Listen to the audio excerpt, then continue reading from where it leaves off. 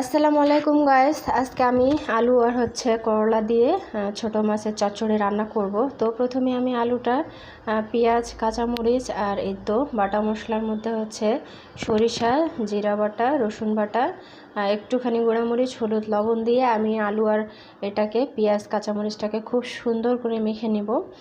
এটা ভালো করে মেখে নিতে হবে আগে। তারপরে এখানে আমি করলাটা দিয়ে দিয়েছি। করলাটা তাহলে তিতা হয় না যদি পরে দেওয়া হয়। তো করলাটা মেখে আমি নিয়ে নিব। করলা মেখে নেওয়ার পরে এখানে আমি কিন্তু ছোট মাছটা দিয়ে দেব। তো ছোটো মাছ আর করলা আর আলু রান্না করার এটাই আমি নিয়ম আর কি মেনে চলি, তাহলে ভালো লাগে। একটার পর একটা স্তরে মেখে মেখে নিলে টেস্ট হয়।